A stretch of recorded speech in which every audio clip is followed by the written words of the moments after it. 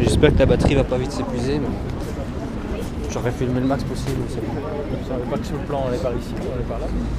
Ouais, je sais pas, écoute, j'avoue qu'on va... Là, ici on va annoncer. C'est par là. Attends, reste proche.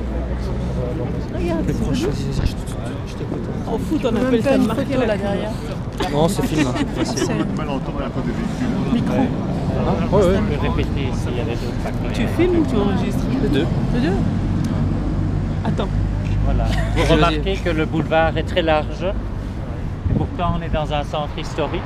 Donc, vous avez une explication à ça? La mobilité, on a mélangé les deux modèles. Le modèle de courant progressif. C'est un boulevard très large, en plein centre, c'est qu'on a fait des grands travaux. Qu'est-ce qu'on a fait comme grands travaux? L'axe midi. On a fait passer le chemin de fer ici, donc il y a 6 voies de chemin de fer qui passent sous nos pieds, la fameuse jonction ferroviaire entre la gare du Midi et la gare du Nord. Et donc on a dû démolir toute une tranche de la ville pour faire passer ces 6 voies de chemin de fer.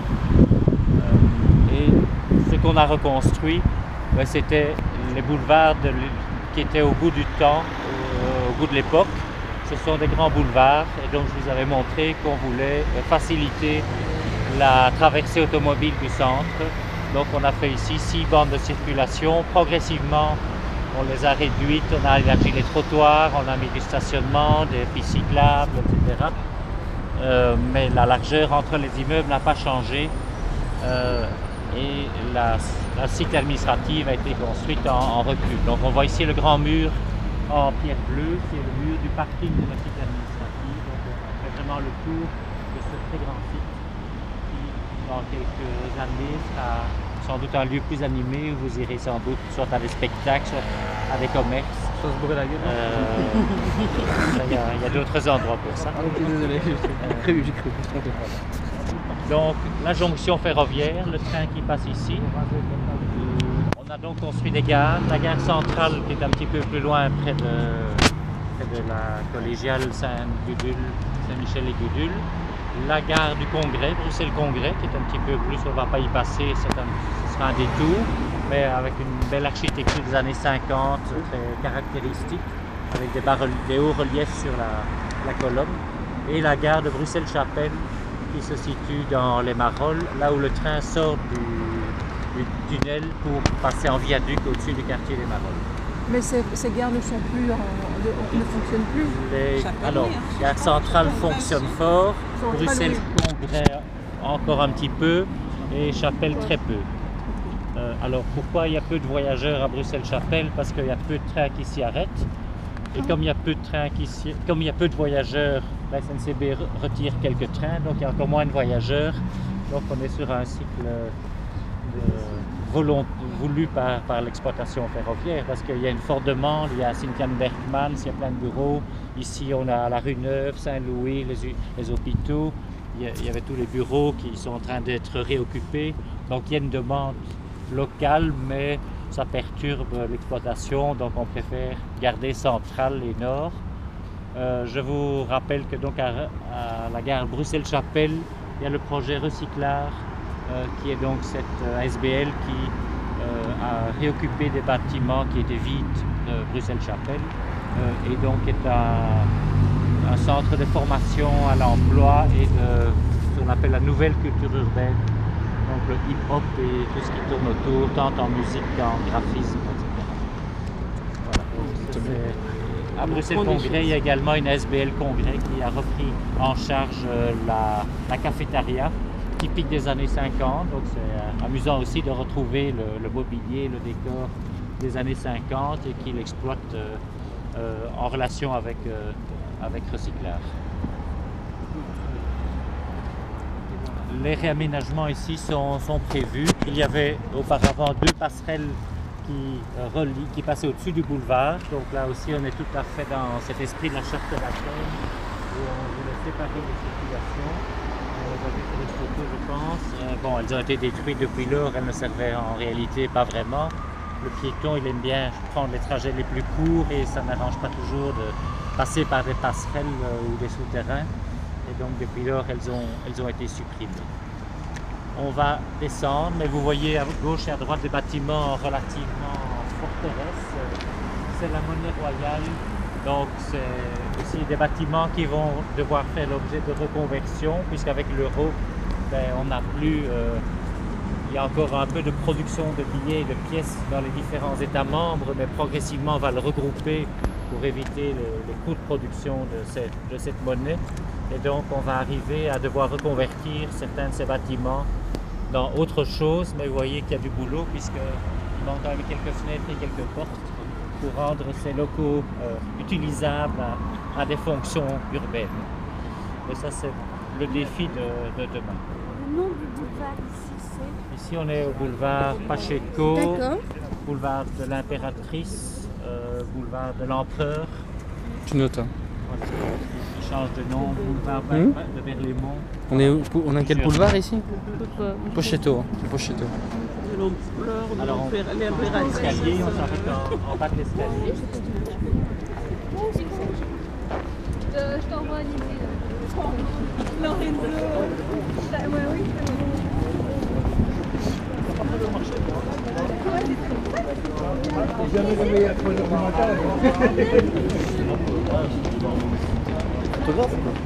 Non, non, c'est comme ça, si je veux revoir la vidéo, je la revois, je me casse plus la tête. Et je la pose sur YouTube comme ça. Petite revanche pour l'année passée. On m'a dit qu'il y en a un point. On m'a dit qu'il y a 2 fois d'un point.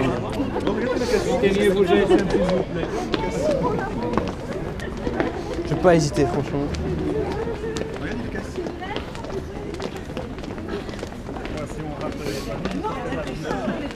On va faire la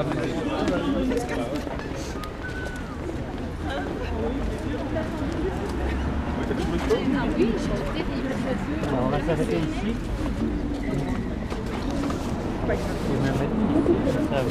Oh, pardon, excuse-moi, désolé. Vous êtes de plus en plus nombreux. Oui. Ah oui, sérieux? Non, c'est pas nous. Ça va être payant. On n'est pas les seuls, hein? Alors, vous avez trouvé la Gaston Lagaffe. Vous savez pourquoi Gaston Lagaffe est là? Non. La gaffe de ne pas mettre assez de fenêtres. Parce que vous avez ici le musée, le centre belge de la bande dessinée. Donc là où vous avez des fenêtres éclairées au premier étage. Donc c'est un bâtiment de Victor Horta. Vous trouvez là un art nouveau assez sage, assez sobre, là où il y a des lumières. Donc c'était les magasins Wokey construits par Victor Horta en style art nouveau avec un très bel intérieur. Horta avait fait également tout le mobilier, tout l'aménagement intérieur, les escaliers, les menuiseries, les pavements de sol en mosaïque. Si vous avez l'occasion d'y aller un jour, on ne va pas aller aujourd'hui évidemment, il y a une cafétéria aussi. Voilà, donc ça vaut la peine, avec ou sans enfants. Donc ça c'est un élément. Alors il y a un autre élément très intéressant, c'est le bâtiment que vous retrouvez cerclé de céramique rouge. Donc ça c'est... Est-ce que vous pouvez donner une date à ce bâtiment? Lequel? Là-bas, avec les céramiques rouges. 1960. 60, 70, 20, 60, 20, non c'est trop. C'est peut-être une rénovation 1930. aussi, hein? Donc 1930, vous voyez que l'architecte Brunfaux qui a construit ça était très avant-gardiste. Il y a des fenêtres, excusez-moi, il y a des fenêtres bois. Vous parlez de quel? Celui-ci avec le balcon? Avec le rouge, donc le rouge, les grandes fenêtres avec le châssis métallique. Ah, ça date de 1930 quand même. Voilà. J'ai jamais dit ça. Hein. Les fenêtres, les châssis. Même maintenant, et ça peut être construit maintenant. Hein. Oui, ça je ne sais pas comment fonctionnent les fenêtres. Mais il a été rénové. Il a été rénové. Ce qu'on ne voit pas bien, c'est qu'il y a une grande colonne en béton avec des mâts qui terminent le bâtiment, avec la cage escalier qui est dans ce cylindre vitré que vous trouvez dans la partie gauche de la façade. Donc 1930, Charte d'Athènes, Le Progrès. Ici c'était donc le journal Le Peuple qui était le journal officiel du Parti ouvrier belge. Et donc on voulait vraiment exprimer le progrès avec des matériaux, vous voyez la présence très importante du verre, les châssis métalliques, le béton, et c'était l'imprimerie donc du journal Le Peuple qui a été construite là il y a Gaston Brinfo, Victor Brinfo, ils sont à 3. Un des 3 construit le siège du Parti Socialiste au boulevard de l'Empereur. Oh non. Ils ont repris le chantier de la gare centrale que Victor Horta n'a pas pu terminer puisqu'il est mort avant la fin du chantier. Mais donc les 3 architectes Brinfo, qui étaient neveux, oncles, etc., ont influencé assez fort l'architecture d'entre-deux-guerres que vous retrouvez ici. Voilà. Depuis lors, le bâtiment a été rénové, il est resté vide longtemps, laissé à l'abandon par les imprimeries du journal Le Peuple, laissé à l'abandon et puis rénové pour le centre des Asturies, la région des Asturies en Espagne. Mais je pense que les difficultés financières de l'Espagne ont fait que les Asturies ont renoncé au bâtiment qui est vide actuellement. Voilà, il y a beaucoup de logements vides à Bruxelles en ce moment. Donc c'est plutôt du bureau, des salles de réunion. Hein, c'était pas des... Mais il y a beaucoup de logements de vides à Bruxelles en ce moment. Il y a beaucoup de logements vides à Bruxelles. Oui. Le bureau là en face c'est vide, complètement vide. Oui, oui. Là, en face, ça fait partie de la cité administrative. Ils ne sont pas taxés. Hein, ça fait... Dans la cité, non, ils ne sont pas taxés. Ça à l'État. Vous le quantifiez à combien? Ben, il est en train d'être réoccupé. Hein. Il y a soit des bureaux réoccupés par la police fédérale, soit des parties en chantier, soit des parties qui vont être en chantier. Mais... Donc 50%? Bon, je ne sais pas où ils ont un peu moins. Je dirais plutôt une trentaine de pourcents. Sur les 400 000 m² ou 300 000 m²? Je ne sais pas exactement parce que ça évolue tout le temps. Alors dans la rue, on va descendre la rue des Sables ici. Il faut savoir qu'on était dans un quartier mixte, des logements et des industries, mais des imprimeries, des grosses imprimeries. Le bâtiment, après le journal Le Peuple, était également une imprimerie, Sofadi. Vous voyez, c'est un très gros bâtiment.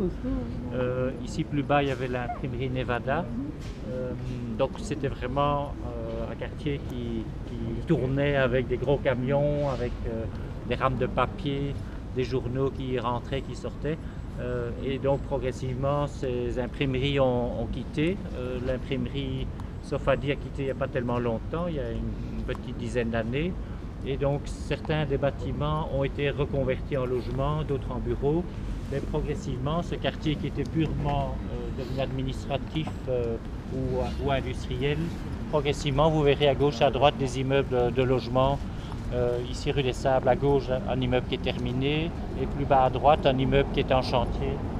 Je crois qu'il est en train de se terminer. Voilà. Donc, on peut appeler ça un quartier mixte. C'est un peu la mixité qui recommence progressivement à s'introduire.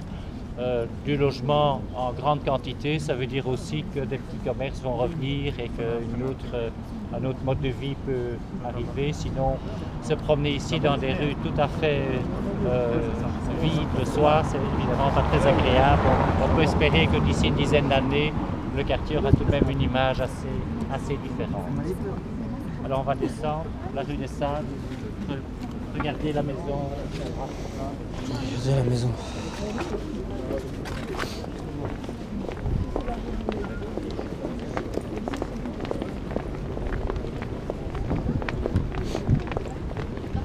Trop long. Tu filmes ou tu enregistres? Ouais, je filme. Tu fais quoi après? Tu vas en passer à tout le monde? Ouais. Hein? Ouais. Non mais c'est vrai. Je le fais exprès. Enfin, en fait, ouais, je fais ça. Ouais, je fais ça. C'est soutenir tout ça. Ouais. Je préfère écouter bien tranquille. Et après, si j'ai un truc, voilà. Puis c'est intéressant, je trouve. Non mais ouais, c'est vrai que c'est intéressant. Ça, c'est vrai. Là tu as coupé? Non, je coupe jamais. Non? Je vais tout mettre d'un coup. Non, je vais rien couper. Je vais rien couper du tout. Tout ensemble? Tout ensemble, et à l'intérieur de l'îlot, il y a un autre bâtiment. De, je crois, 3 étages, 4 étages, avec plusieurs appartements par étage. Très au calme. Je vois qu'il y a déjà de la lumière, effectivement. Ah, ça a été rénové ça? Ça, c'est reconstruit, hein, c'est du neuf. Il y a des gens qui habitent. La seule chose qui a été rénovée, c'est celui-là. Je pense qu'il a fait la façade. C'est un immeuble appartement en parfait état. À force de le laisser pourrir, tout construit. Mais Bruxelles, ils ont bien changé en 40 ans, Bruxelles. Il y a beaucoup de choses qui changent, non?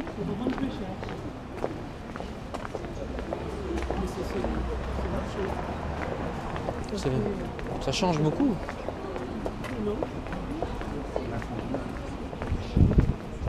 Et on a toujours à vendre, hein, donc c'est pas comme si ça partait comme des petits pains. Et pour le louer, on a eu un peu de mal aussi.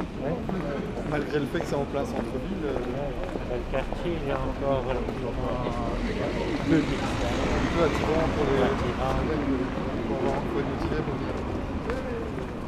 On va traverser.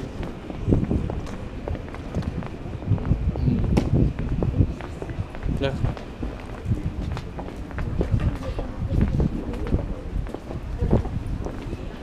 C'est dommage que les bâtiments comme ça n'en fait plus parce que je trouve architecturalement c'est super beau. Hein? Celui-là, il y a un projet de le démolir. Ah oui, carrément. On va laisser faire ça. Pour le moment, c'est mal parti. Parce que franchement, ce serait vraiment dommage. Par rapport à le nouvel immeuble qu'on vient de voir, franchement, si c'est pour construire un truc comme ça. Et surtout que je suis sûr que c'est plus solide que les nouveaux bâtiments parce que je sais pas. C'est l'enseignement flamand, l'enseignement supérieur flamand qui veut le démolir pour reconstruire un peu la même chose. C'est parce que pourquoi? Parce que s'ils mettent des logements dedans, ils savent pas faire des. Ça va consommer trop d'énergie. Parce qu'avec les fenêtres comme ça, l'eau au plafond. Si c'est bien isolé, la fenêtre, c'est pas un problème. Oui. Peut-être mieux. J'ai une estrade. Ouais, oui. Pardon. Il faudrait que quelqu'un ne veut pas prêter sa tête, que je puisse poser dessus. Pas écraser. Avancer un petit peu, avancer. Non, ça va aller.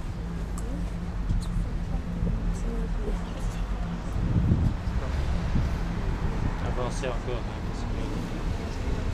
C'est un peu ennuyeux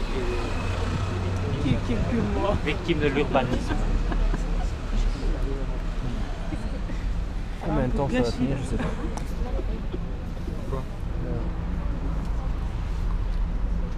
Voilà, nous sommes rue du Marais. La rue du Marais, donc comme son nom l'indique, on est dans le bas de la ville. On n'est pas loin du lit de la Seine. Il y avait plus loin de la rue la Blanchisserie où il y avait des prairies où on faisait sécher le linge au soleil. Place des Martyrs ici derrière également. Et vous retrouvez ici à ma droite quelques maisons qui sont typiques de l'image que ces quartiers avaient entièrement avant ces grosses reconversions en quartiers plus administratifs. Vous voyez, ce sont des parcelles de 5-6 mètres, souvent commerce au rez-de-chaussée ou atelier, des logements aux étages, voilà, quelque chose de tout à fait traditionnel de la ville mixte dont on parle. Alors, sur ce trottoir-ci, ce sont les banques qui se sont étendues, essentiellement au départ la fameuse CGER, reprise par Fortis, et vous retrouvez alors selon les îlots des styles d'architecture qui évoluent, qui sont caractéristiques de leur époque. La seule exception, c'est le bâtiment blanc avec des fenêtres verticales qui vient d'être reconstruit. Je ne sais pas exactement ce que c'était la banque. Mais... Non, le Radisson il est au-delà. Je ne sais pas si c'est les logements du bureau. En tout cas, dans tout cet îlot qu'on appelle l'îlot Chambon, du nom de l'architecte Chambon, avec la très belle partie 1950 qui donne sur la rue Fossé-au-Loup. Donc là, il y a toute une restructuration, logement, bureau qui est en cours par un immobilier. Alors, l'immeuble qui est juste ici à ma droite, derrière le coin, vous voyez qu'il a des caractéristiques, il est original, il a une architecture un peu différente, mais il a surtout des caractéristiques urbanistiques différentes. Je ne sais pas si vous pouvez les identifier. Qu'est-ce qui est différent du reste? Ouais, il est plus moche que les autres. C'est du bureau dans ici, après le coin. ma fenêtre en bas. Fenêtre en bas. Donc c'est un immeuble fermé sur lui-même.